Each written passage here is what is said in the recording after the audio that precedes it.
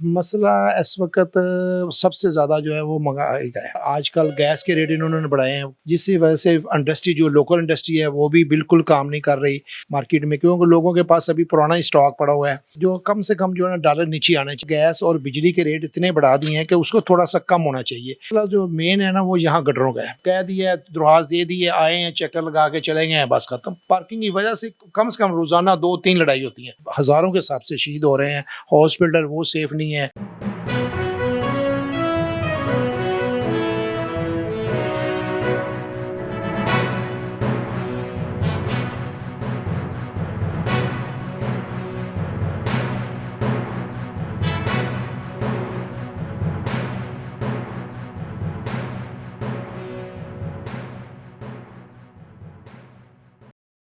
बिस्मिल्लाहिर्रहमानिर्रहीम। अस्सलाम वालेकुम। मैं हूं Abdul Hanan Chaudhry, BNN digital media network से।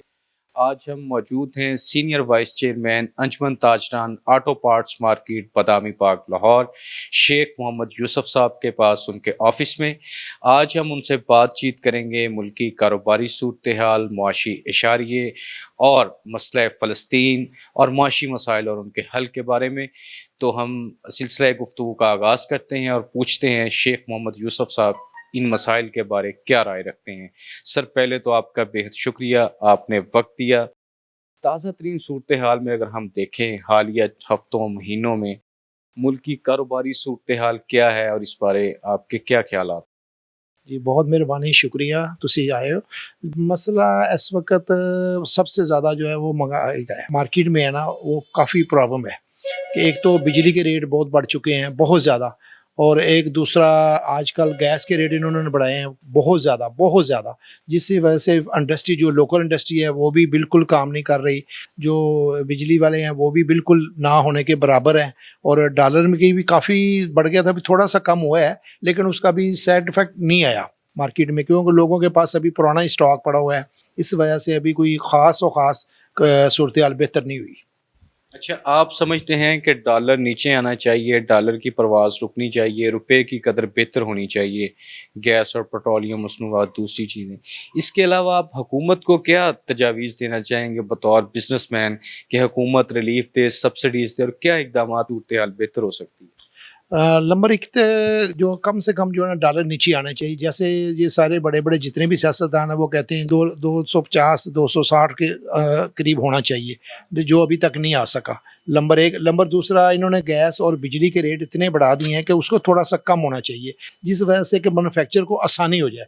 बस जैसे हम लोकल टायर काम करते हैं, ये जर्नल टायर है या सर्विस टायर है या पैंथर टायर है, लेकिन वो सबसे मसला उनको यही है कि उनके बिजली के बिल वो कहते हैं हमारे डबल हो चुके हैं, गैस के बिल डबल हो चुके हैं, रॉ मटीरियल बाहर से आ नहीं रहा। इस जैसे-जैसी चीज़ें फैसिलिटियाँ देंगे, वैसे-वैसे हर चीज़ की फैसिलिटी की वजह से रेट नीचे आ जाएँगे और ख़रीदने वाले के लिए आसानी पैदा हो जाएगी कि हम सस्ती चीज़ लेंगे। या अगर नहीं आएँगे तो मैन्युफैक्चर जब हम क्या करेंगे? कुछ नहीं कर सकते। अगर जितनी महँगाई है उस हिसाब से तो काम जो है ना 50% नहीं रह चुका। ये मसला है। अच्छा, आप सीनियर वाइस चेयरमैन हैं अंजुमन ताजरान ऑटो पार्ट्स बदामी पार्क के, तो ये एक बड़ा मनसब है, बड़ी ज़िम्मेदारी है आपके पास। आप इस मार्केट में इंफ्रास्ट्रक्चर के हवाले से क्या समझते हैं? पार्किंग के मसाइल हैं, इलेक्ट्रिसिटी के जो शॉर्ट सर्किट या दूसरी मुश्किलात यहाँ पे दरपेश आती हैं लोगों को। तो इस हवाले से आप क्या कहते हैं कि यहाँ पर किन-किन सहूलियात का फुक़दान है और क्या-क्या यहाँ पे करने की ज़रूरत है सरकारी सतह पर? सबसे मसला जो मेन है ना वो यहाँ गटरों का है। पानी जैसे बारिश हो जाती है, ऐसे कम से कम 6-6 इंच, 1-1 फुट, 2-2 फुट पानी खड़ा हो जाता है, और बड़ा मुश्किल हो जाता है। 1-2 दिन के बाद जाके वो पानी आस्ता-आस्ता निकल जाता है। वो मियाँ साहब हैं हमारे, उनको हमने को कम से कम 10-15 दफ़ा ये दरख्वास्तें भी दी हैं और उनको विज़िट भी करवाया है, लेकिन उसके बावजूद वो अभी तक कोई मसला हल नहीं हुआ। बिजली का है तो आप देखें बाहर जाके तारें लगी हुई हैं बहुत ज़्यादा, मतलब वो खुदा ना करे कई दफ़ा ऐसे शॉर्ट सर्किट की वजह से आग भी लगी है, लेकिन उसके बावजूद कोई उसमें काम करने वाला नहीं है। उसी तरह ही चल रहा है बस। आज आज कह दिया है, दरख्वास्त दे दी है, आए हैं, चक्कर लगा के चले गए हैं, बस खत्म। ये मसला है, इसके अलावा तो कुछ भी नहीं है। पार्किंग तो है ही नहीं।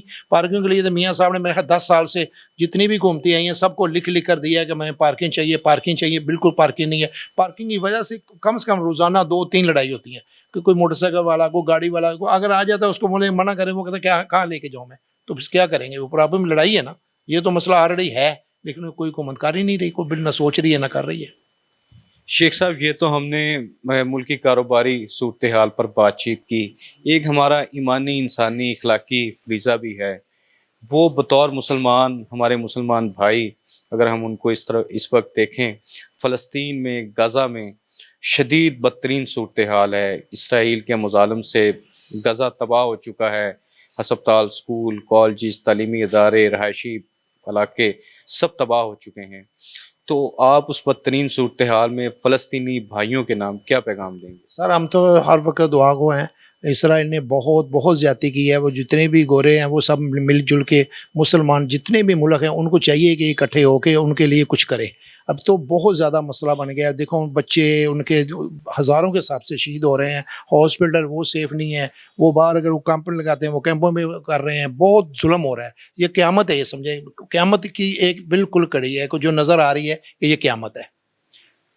اور ہم کوشش کرتے ہیں, دعا کرتے ہیں اللہ تعالیٰ کو بہتری کرے انشاءاللہ. اور آپ سب مل جل کے اللہ تعالیٰ کو مسلمان ملکوں کو تھوڑا سا ان کے اندر کو جذبہ ہو کہ اس کو بہتر سوچیں, اور انشاءاللہ ہم ان کے ساتھ ہیں.